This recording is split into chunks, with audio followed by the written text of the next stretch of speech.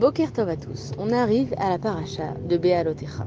Et donc dans le début de cette paracha, on voit que Akadosh Baruch Hu, il demande à Aaron HaKohen d'aller allumer les nérotes, les bougies. Et donc l'expression, le verbe qui est utilisé, c'est Be'alotecha, ça veut dire que quand tu monteras vers les nérotes. Et on peut se poser la question, normalement quand on dit, voilà, on a besoin d'allumer une bougie, on utilise le verbe allumer. En hébreu, on aurait pu dire les adlik et anerot, ce qu'on dit d'ailleurs à Hanouka. La bracha qu'on fait, c'est les adlik, ner, shel Shabbat, shel Hanouka, etc., shel Yom Tov. Pourquoi est-ce que Akadosh Baruch Hu demande à Aaron HaKohen, pour allumer les nérotes, de monter vers les nérotes?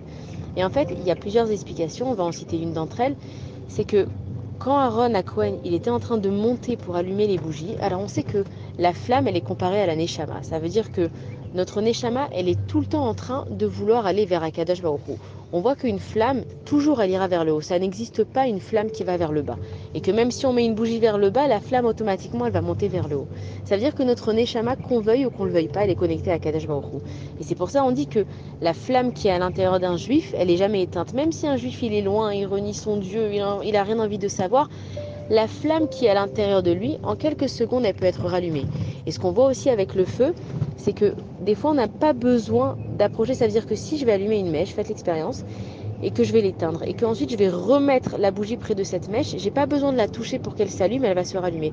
Ça veut dire que notre flamme, elle est allumée. Même si nous, on a envie de l'éteindre parce que des fois, on en a marre, et on pense que ça vaut plus la peine de faire ci ou ça, Akadosh Baruch Hu, il est là, et il nous dit que quoi qu'on fasse, on est toujours connectés ensemble. On dit aussi qu'un tzaddik, il va tomber 7 fois et 7 fois il va se relever. Maintenant, on sait que la menorah, il y a 3 branches d'un côté, il y a 3 branches de l'autre, il y a une branche au milieu, ce qui fait 7. Ça veut dire que Akadosh Baruch Hu, il est conscient que l'être humain, il va fauter et qu'il va tomber. Mais ce qu'il faut qu'on comprenne, c'est que quand on tombe, c'est à ce moment-là qu'on se rapproche d'Akadosh Baruch Hu. C'est que être parfait toute notre vie, on n'y arrivera pas. Et c'est pas ce que Dieu il nous demande. Les seules personnes qui sont parfaites, ce sont des anges, et c'est pour ça qu'elles sont dans le ciel. Mais on avait vu que quand Moshe Rabbeinu, il était allé demander, il avait descendu la Torah, les anges se sont disputés. Ils ont dit à Dieu, mais pourquoi tu vas donner la Torah aux humains? Ils vont fauter, ils vont pécher, ils vont te décevoir. Et que Moshe Rabbeinu, comme argument, il a dit, oui, mais au moins nous, on va pouvoir prouver notre bonne foi à Kadosh Baruch Hu, parce qu'à chaque fois qu'on va tomber, on va se relever. Et en fait, quand on voit qu'il y a 7 nérotes à allumer et que Aaron HaKohen, il monte vers les nérotes, il faut comprendre que celui qui tombe, c'est pas grave. Celui qui se relève, il est en train de la halote, il est en train de monter vers Akadosh Baruch Hu. À chaque fois qu'on a une petite cassure avec Akadosh Baruch Hu, que quelque chose ne va pas, mais qu'on cherche exactement ce qui s'est passé, pourquoi on l'a fait, qu'on regrette, qu'on a des remords et qu'on dit, tu sais, Akadosh Baruch Hu, je suis tombée, mais je vais essayer de plus le faire. Ça ne veut pas dire que je ne vais pas retomber, mais ça veut dire qu'en moi, j'ai pris conscience que à chaque fois que je tombe, je sens que je m'éloigne d'Akadosh Baruch Hu. Et donc évidemment, comme Akadosh Baruch Hu, c'est la chose qui est la plus haute, si je m'éloigne, je descends. Donc Be'alotecha, ça veut dire que moi j'ai envie de remonter vers Akadosh Baruch Hu. Et c'est en fait ce que Akadosh Baruch Hu, il dit à Aaron HaKohen, il lui dit, monte pour allumer les nérotes. Pour être proche de Akadosh Baruch Hu, il faut sans arrêt se relever. Quand quelqu'un il tombe, il est à terre.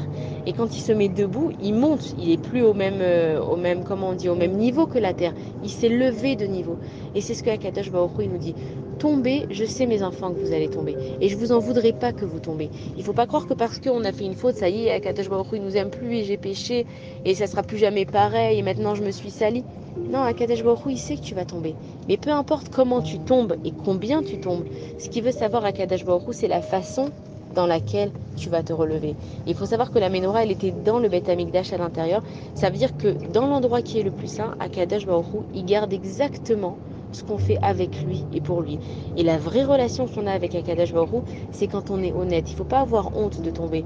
Des fois, on a honte de nous-mêmes, on a honte des actions qu'on a fait et on pense qu'on ne pourra pas atteindre un niveau qui est extraordinaire. Et des fois, on se dit aussi, mais nous, on écoute les histoires d'Abraham, Yitzhak, Yaakov, Sarah, Rivka, Rachel, Léa et tous les autres tzadikim, mais on se dit, ouais, non, mais eux, c'était des tzadikim, nous, on ne sera jamais à leur niveau. Mais du coup, on croit vraiment que si vraiment on ne pouvait pas être à leur niveau, est-ce que Akadosh Baruch Hu, il nous ferait lire la Torah, il nous parlerait d'Aaron, de Tzipora. On voit aussi que dans cette paracha, Myriam Anevia, donc la sœur de Moshe Rabbeinu, elle a parlé du Lachon Hara sur Moshe Rabbeinu, donc elle a été mise hors du camp pendant quelques jours.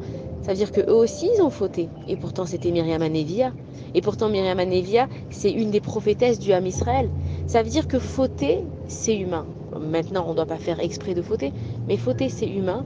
L'essentiel, c'est quand on faute, c'est de prendre la bonne leçon et de savoir où on en est avec Akadosh Baruch Hu. Donc grâce à cette paracha de Be'alotecha, on va se rappeler que peu importe ce qui nous arrive dans notre vie, On a des hauts, on a des bas.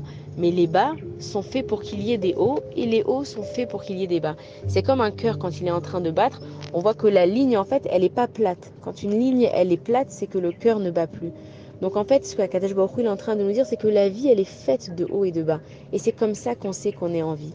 Et comme un sourire, on dit que le sourire c'est une ligne courbée qui remet toutes les choses droites. Ça veut dire que nous on a l'impression qu'il faut être seulement dans une direction pour réussir. Non, Akadosh Baruch Hu il te dit tu vas aller voir un petit peu à droite, tu vas aller voir un petit peu à gauche, tu vas reculer, tu vas rebondir, d'un coup tu vas foncer très vite, après tu vas carrément être en pause. C'est ça la vie d'un juif. C'est tout le temps chercher à Kadosh Baruch Hu, que tu sois en haut, en bas, à gauche, à droite, ça ne change rien. Donc grâce à cette paracha de Be'alotecha, Bezrat Hashem, qu'on puisse comprendre qu'on est au bon endroit. À chaque fois qu'on est dans un endroit, ne jamais se dire ouais non mais en ce moment je suis pas au top avec Dieu. Si tu es dans ce moment et que tu n'es pas au top avec Dieu, c'est que tu dois être là. Mais pourquoi tu es là et est-ce que tu as envie de rester ici? Alors, Bezrat Hashem, un bon Shabbat à tous, Shabbat Shalom, une bonne semaine et des bonnes nouvelles.